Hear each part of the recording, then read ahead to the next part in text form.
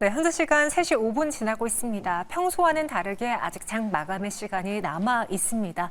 코스닥 앞서 말씀드린 것처럼 하락 전환했습니다. 현 구간 0.4% 약보합 하단까지 밀리고 있는 상황인데요. 사실 오늘 코스닥 시장 안에서 외국인이 매도하고 있긴 하지만 매도 물량이 크진 않습니다. 그럼에도 불구하고 약간의 매도에도 휘청거린다라는 거는 매수가 지금은 크게 작용하지 않고 있기 때문이죠.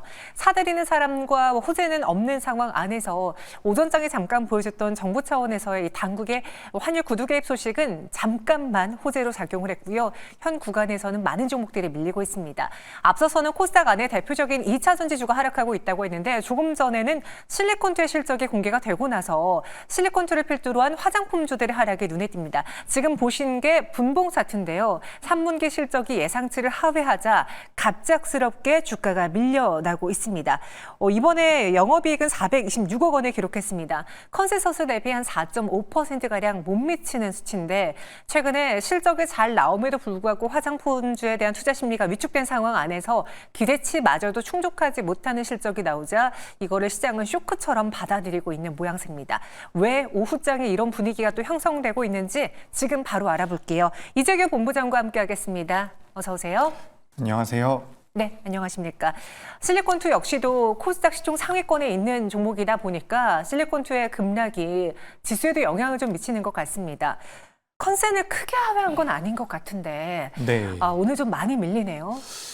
네, 아무래도 기대감이 굉장히 높지 않았나라고 말씀을 드리고 싶고요. 네. 어쨌든 실리콘투가 올해 들어서 올해 내내 화장품주를 가장 강하게 이끌어왔었던 종목인데 실적이 지금 제가 보니까 매출이 한 10% 정도 줄었고 영업이익은 4%에서 6% 정도가 준 것 같아요.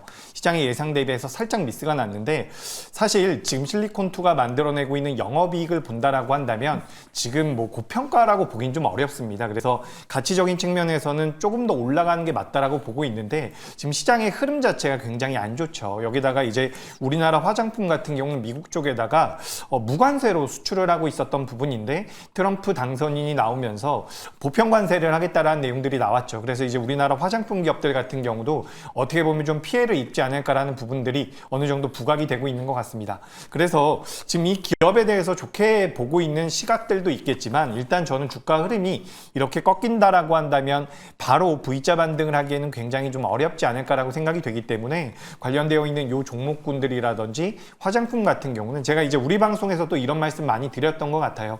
상반기 때 많이 좋았던 것은 하반기 때는 좀 어려울 수가 있습니다. 왜냐하면 많이 올라왔기 때문에 그 과정에서 보유하신 분들이 주가가 어느 정도 꺾인다 싶으면 매도 물량으로 또 나올 수가 있거든요. 물론 그것을 이겨낸 게 전력기기라는 말씀도 드리지만 지금 화장품 같은 경우는 전반적으로 흐름이 살짝 꺾이는 부분들이 분명히 좀 악재로 작용하고 있지 않나라고 보고 있습니다. 그래서 실리콘투만 놓고 본다면 사실 주가가 지금 이렇게 빠지는 것은 좀 과하지만 네. 우리가 전체 시장의 흐름이라든지 이 보편관세에 관련되어 있는 부분들이 부각이 된다라고 한다면 주가 흐름은 좀 더 오랫동안 하방을 만들어낼 가능성이 있다. 그래서 좀 재미가 없을 수가 있으니까 이런 부분들 개인적으로 말씀드리니까 좀 참고를 해보시면 될 것 같습니다. 저희 시청자분께서요. 광군제랑 블랙프라이데이 앞두고 화장품주 좋을 것 같긴 한데요. 그런데 화장품이 문제가 아니고 실적이 잘 나와도 주가가 내려가는 시장의 문제인 것 같아요. 라는 의견 주셨거든요. 이에 대해서도 좀 동의하십니까? 네. 올해 들어서 네. 좀 특징적이었다라고 제가 생각하는 게 실적이 잘 나오면 올라가는 경우가 꽤나 많이 있었어요. 뭐 전력기기라든지 몇몇 기업들, 화장품 같은 경우도 2분기 때 실적 잘 나오고 더 올라갔거든요. 근데 제 경험상으로는 우리나라 시장에서 실적이 잘 나왔을 때 주가가 그렇게 올라갔던 적이 많지는 않습니다. 근데 그런 부분들이 올해는 좀 완화가 되는가 싶더니만 이게 선진 증시가 그래요. 선진 증시 같은 경우 실적이 잘 나오면 그것을 모멘텀으로 해서 주가가 더 올라가는데 우리나라 시장은 그러지 않았었거든요. 근데 올해는 좀 나아지나 싶었는데 최근 들어서 이제 시장도 좀 안 좋고 하다 보니까 화장품주라든지 실적이 좀 잘 나오는 기업들 같은 경우도 쭉쭉 꺾이고 있는 부분들이 있습니다. 그래서 우리가 여기서 생각을 해볼 부분은 우리가 업종이나 기업들이 앞으로 좋을 것이다 라고 생각을 하더라도 일단 꺾일 때는 좀 대응이 필요하다. 그리고 이제 우리가 주식 투자를 오래 하시는 분들은 이런 이야기를 많이 해요. 종목과 사랑에 빠지면 안 된다. 이런 이야기를 많이 하거든요. 그래서 우리가 업황에 대해서도 너무 무조건적으로 긍정적으로 보실 필요는 없다라는 말씀을 드리고 우리가 이제 4분기와 내년 2025년도를 계속해서 생각해 생각할 필요가 있는데 화장품주들 같은 경우는 일단 뭐 실적이 나쁘진 않습니다.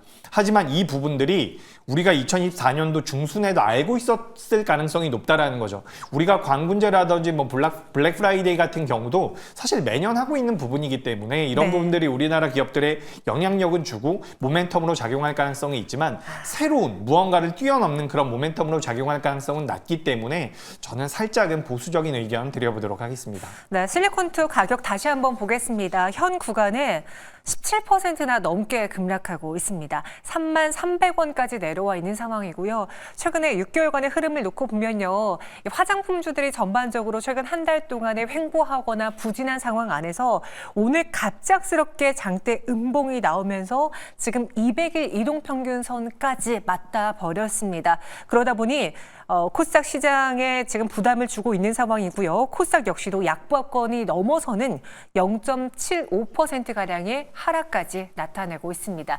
딱 저 순간에 코스닥 지수의 저점이 낮아진 거는 실리콘투의 또 급락도 영향을 미친 것 같습니다. 그럼 앞서 우리 이재규 본부장께서 상반기에 좋았던 종목들이 하반기에 업황이 좀 나빠질 가능성도 있다라고 했는데 반대의 경우는 어떨까요? 엔터주 한번 들어보도록 하겠고요.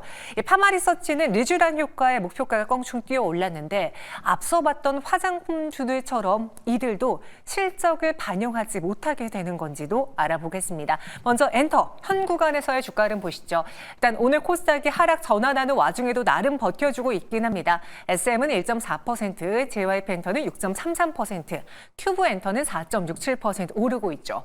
그런데 시장이 좋았을 때 이 JYP 엔터의 호실적 소식이 나왔다면 얼마나 더 좋았을까요? 현재는 6.52% 상승만 나타내면서 오전장에 보여줬던 두 자릿수의 상승은 지금은 사라져버린 상황입니다.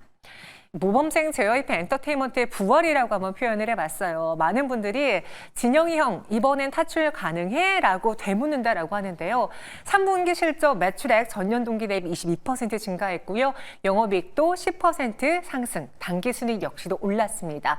사상 최대 분기 영업이익을 달성하면서 잠깐 주춤했던 그 수익성이 회복되는 모습을 보였고요. 그 안에 내용을 파고 들었을 때에도 질이 좋다라고 평가를 하시더라고요. 세그먼트별 고른 성장, 그러니까 주요 아티스트 컴백에 따라서 음반 매출이 증가했고요. MD도 분기 최대 매출 기록, 공연과 광고를 포함한 매니지먼트 쪽에서도 매출이 확대되는 모양새였습니다. 국내와 일본의 분기 최대 매출도 기록을 했고요. 확실히 이제 JYP 엔터테인먼트의 경우에는 나라별로 봤을 때 일본 팬들이 훨씬 더 많다라는 평을 받고 있죠.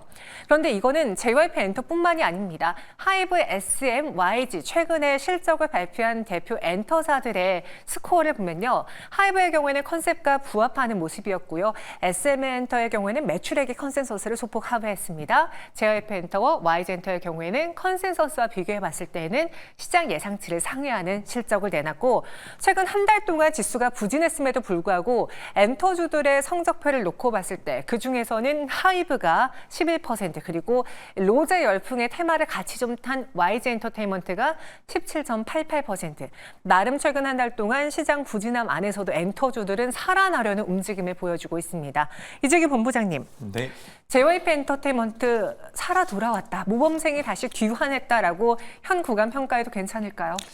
네, 뭐 일단 실적적인 부분들이 시장의 예상치보다도 잘 나왔기 때문에 그런 부분들은 우리가 긍정적으로 볼 수 있다라는 말씀을 드리고 싶습니다. 네. 그리고 우리나라에 이제 대표 엔터사들이 있는데 제가 좀 따져보니까 하이브와 JYP 엔터 같은 경우가 가장 저평가가 되어 있다라고 보시면 좋을 것 같아요.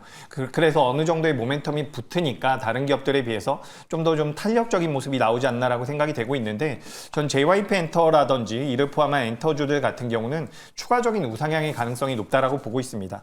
지금 JYP 엔터 같은 경우는 사실 작년에 굉장히 좋다라는 이야기들이 많았었거든요.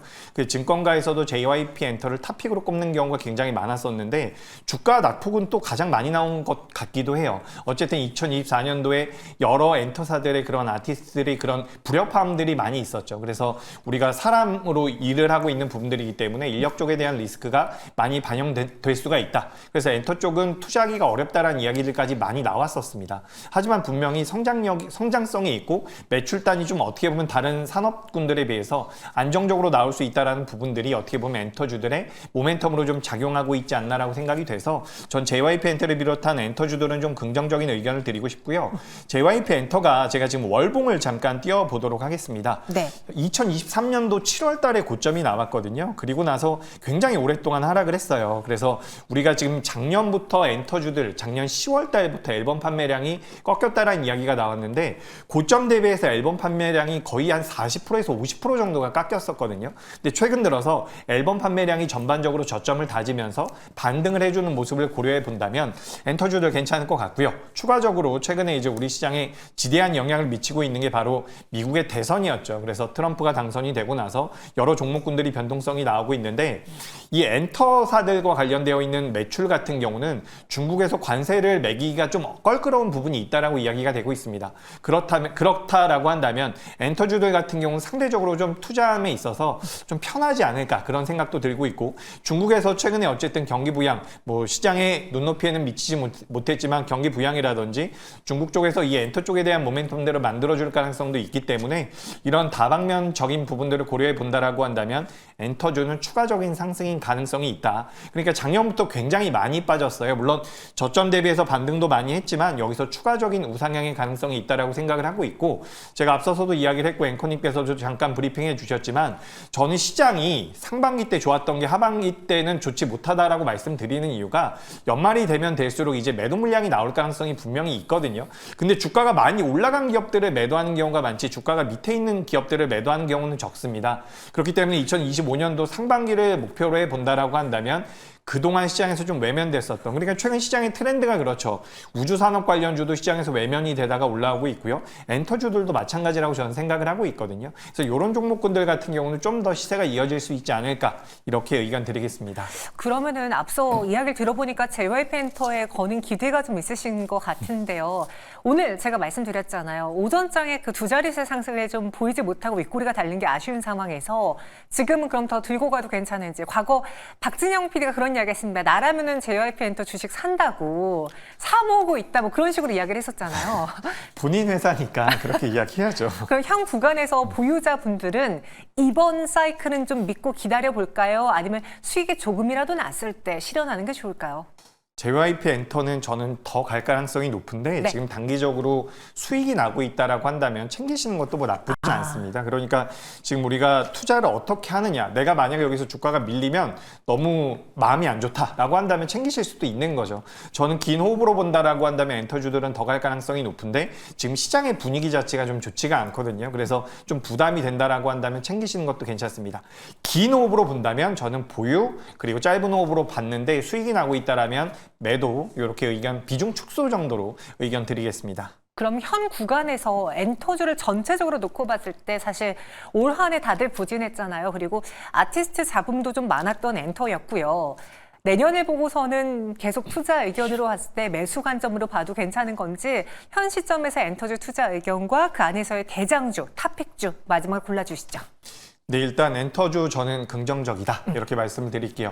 그러니까 아까 전에 제가 뭐 앨범 판매량이 고점 대비해서 50% 반토막이 났고 이제 좀 나아진다라는 말씀 드렸는데 엔터사들이 어쨌든 작년부터 이 전체 매출에서 앨범 판매가 차지하는 비중이 많았었기 때문에 앨범 판매가 잘 안 된다라고 한다면 실적적인 부담들이 있었거든요. 근데 최근에 이제 우리나라 엔터사들 같은 경우도 사업 구조를 조금씩 다각화하고 있습니다. 그래서 전체 매출에서 앨범 판매가 차지하고 있는 비중이 조금씩 줄어들고 있거든요.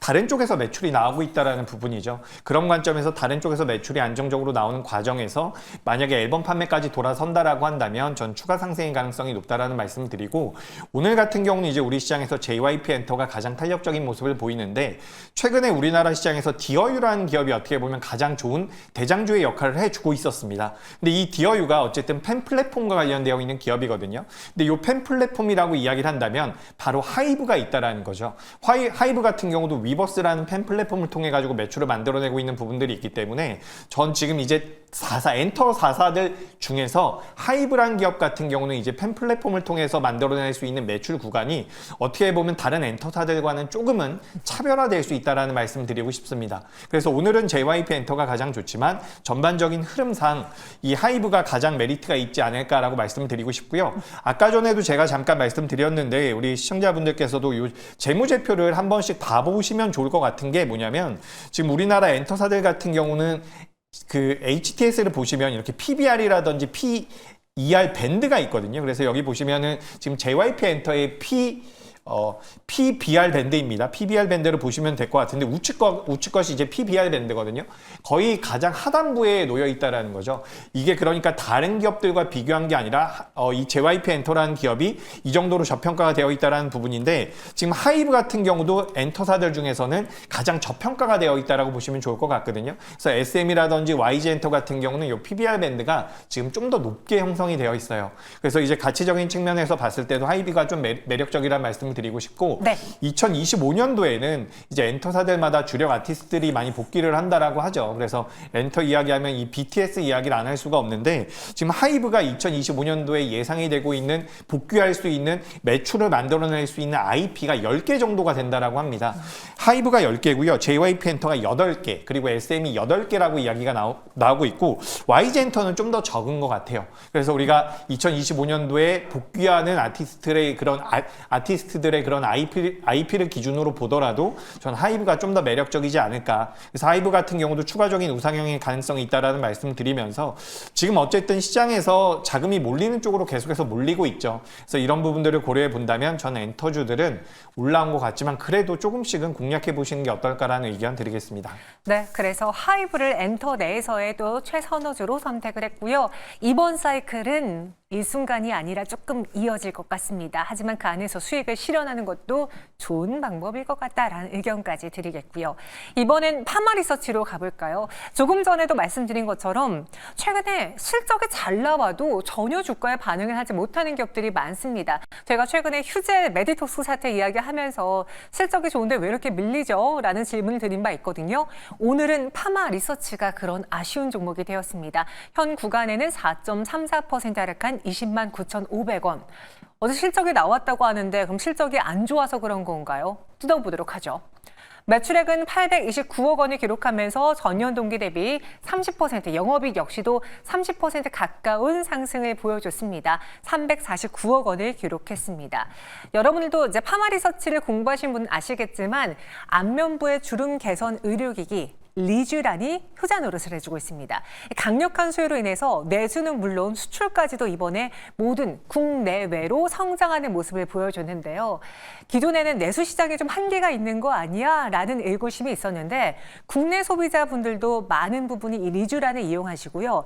관광을 와서도 리쥬란 체험하고 가시는 관광객들이 많다고 합니다. 그로 인해서 실적이 향상되고 있고 그와 함께 해외에서의 수출도 늘어나는 이유는 뭐냐? 저는 이 분석이 좀 놀랍더라고요. 국내에 와서 놀러 와서 리쥬란을 맞아보고 다시 본국으로 기환을 했는데 이거 효과 좋네? 나 그럼 여기서 리쥬란을 또 맞아볼까? 그러다 보니까 해외 시장으로의 수출도 함께 동반 성장하고 있다라고 평가하고 있습니다. 중국과 인도네시아, 호주 성과 영향 속에서 해외 수출 고성장세가 시현되고 있는데요. 목표 주가가 상향 조정됐습니다. 신한투자증권에서는 리쥬란 수출에 또 한 번 레벨업이 예상되는 2025년이다라면서 기존의 24만 원에서 30만 원으로 상향을 했고요. 다올투자증권은 24만 원에서 27만 원으로, 키움증권은 24만 원에서 30만 원으로 상향을 했습니다. 모든 증권사들이 다 상향한 건 아니고 유지한 기업들도 많지만 이렇게 목표가가 크게 오른 증권사들도 있는데요. 본부장님, 네. 최근에 보톡스와 필러 시장이 그 비만 당뇨 치료와 함께 그죠. 오젬픽 페이스로 대두가 됐었잖아요. 여전히 그럼 실적이 잘 나오고 있는 거예요? 아니면은 시장이 그럼에도 불구하고 매도하는 이유는 성장세가 좀 둔화되는 모습인 거예요? 저는 일단 성장세가 둔화될 가능성은 좀 낮다라고 생각을 하고 있어요. 낮다. 네. 그러니까 그죠, 낮다. 그러니까 2024년도에 화장품 같은 경우는 굉장히 매출이 늘었죠. 네. 근데 요 파마리서치라든지 휴젤 같은 기업들 같은 경우는 2025년도에 그런 매출의 성장을 보여줄 가능성이 높다라고 보고 있거든요. 아무래도 다른 나라, 그러니까 수출을 통해 가지고 매출을 만들어내는 구간들이 이 미용 의료기기, 우리가 필러도 있고요, 뭐 보톡스도 있고요, 스킨 부스터도 있는데 이런 기업들 같은 경우는 올해가 아니라 내년에 실적이 굉장히 좋아질 가능성이 높다라고 생각을 하고 있습니다. 그래서 몇몇 보톡스 제제 같은 경우는 올해부터 매출이 잡히기 시작을 했거든요.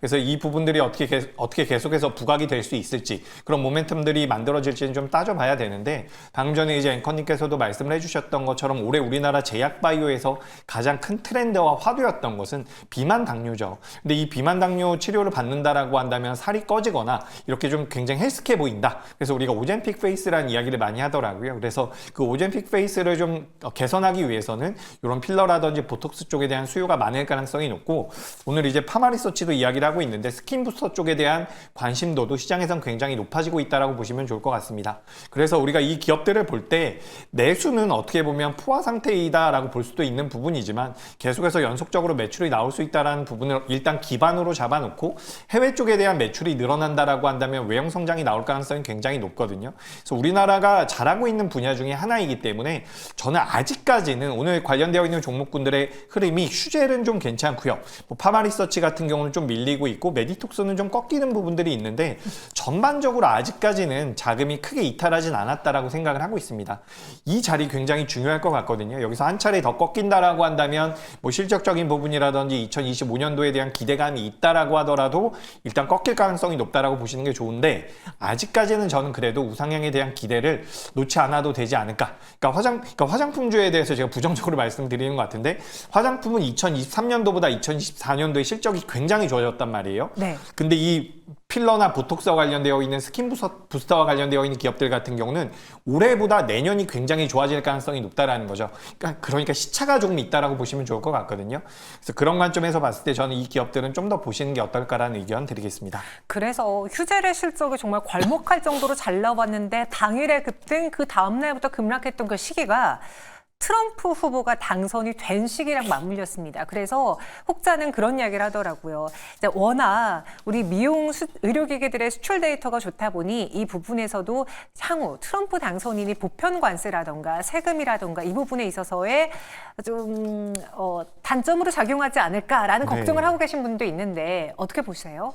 그죠. 가능성이 있죠. 근데 제가 이걸로 세부 항목을 아직 모르기 때문에 뭐 보편 관세를 얼마나 맞을 겁니다, 뭐 이렇게 말씀드리긴 좀 어려울 것 같아요. 네. 하지만 지금 말 그대로 보편 관세를 부과해서 우리나라 기업들이 피해를 받을 가능성은 분명히 있다라는 거죠. 하지만 지금 시장에서 나오고 있는 부분들 같은 경우는 예를 들어서 우리나라 요 필러와 보톡스 관련되어 있는 기업들이 올해까지 미국 쪽에 대한 매출이 없었다라고 한번 가정을 해보겠습니다.